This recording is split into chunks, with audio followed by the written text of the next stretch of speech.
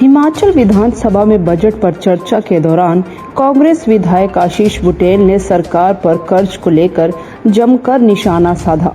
बुटेल ने कहा कि 4 वर्षों में 31 मार्च 2022 तक 23,000 करोड़ का कर्ज हिमाचल सरकार ले लेगी।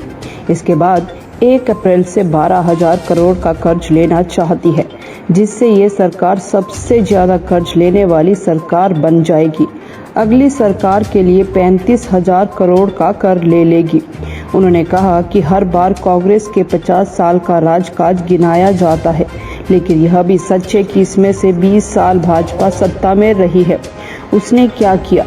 बुटेल ने कहा कि कर्ज को लेकर सीएम गलत जानकारी दे रहे हैं कि कांग्रेस ने 28,000 करोड़ का कर्ज लिया, जबकि पूर्व में बजट बुक में ही बताया गया कि कांग्रेस ने 18,800 करोड़ का लोन लिया था। कि हमेशा सत्ता पक्ष की ओर से ये बात रखी जाती थी कि कांग्रेस पार्टी की जब सरकारें नहीं हैं तो कर्ज बहुत बढ़ गया है। तो मैंने इस बार पिछला सारा लेखा जोखा निकालते हुए सरकार को ये बताया है कि अभी तक के 4 वर्षों में सरकार तकरीबन 31 मार्च 2022 तक तकरीबन 23,000 करोड़ का कर्ज हिमाचल प्रदेश के वासियों के सिर के ऊपर छोड़ कर जाएगी। और यही नहीं, इसके बाद 1 अप्रैल 2022 से इन्होंने अनुमान लगाया है कि 12,000 करोड़ का कर्ज और लेना चाहती है सरकार। लेकिन जिस तरह से ट्रेंड चल रहा है, ऐसा लगता है ये 12,000 से बढ़कर 20,000 करोड़ को जाएगा। और जब ये सरकार यहाँ सत्ता छोड़ेगी और अगली सरकार के लिए जब यहाँ पर छोड़ के जाएगी तो तकरीबन 30 से 35,000 करोड़ का कर्जा इन लोगों ने ले लिया होगा 5 साल के टेन्योर के अंदर।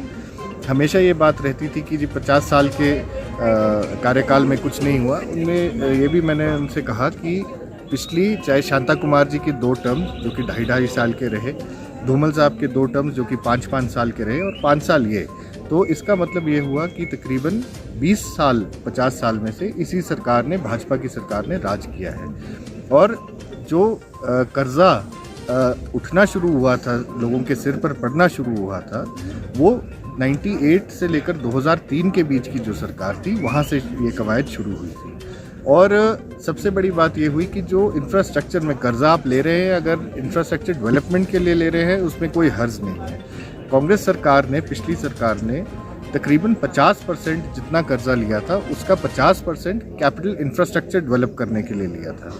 और इस सरकार ने सिर्फ वहीं पर वो सिर्फ 30% के करीब रह गया है। 29% to be precise capital outlay का जो बजट इन्होंने रखा है, वो सिर्फ 29% का इस पूरे बजट में रखा है। इससे ये साफ जाहिर होता है कि सरकार मौज मस्ती के लिए, सरकार अपने ऐशो आराम के लिए, अपनी पब्लिसिटी के लिए ये पैसा हमारे सिर पर जो बोझ है ऋण का, वो बढ़ाकर अपनी ऐश मस्ती करना चाहती है। ये बिल्कुल क्लियर हो गया है।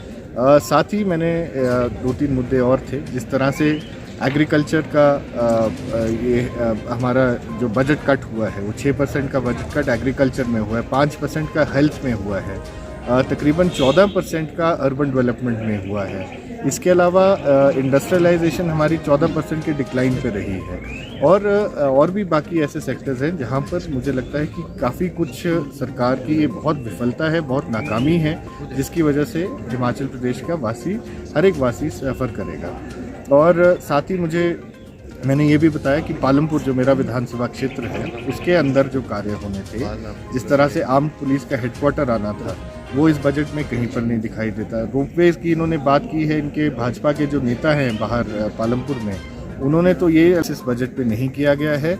आउटसोर्स कर्मचारियों के लिए कुछ नहीं इस बजट में। और जो मानदेय बढ़ाया है, उसमें 30-30 रुपये दिहाड़ीदारों का हमने दिहाड़ी जो है वो 50 रुपये बढ़ाई है, जो कि एक स्वागत योग्य बात है, जिसके हमने उनको धन्यवाद भी किया। लेकिन जो पढ़े लिखे बच्चे हैं, जो एसएमसी टीचर्स लगे, आईटी टीचर्स लगे हैं, एसपीओज लगे, स्पेशल पुलिस अफसर लगे हैं, उन लोगों के लिए सिर्फ 30-30 रुपये बढ़ाना, मुझे लगता है ये बहुत ही शर्मनाक बात है। और सरकार को ये आने वाले चुनावों में सरकार को इसका जवाब। शिमला से संजू चौधरी की रिपोर्ट।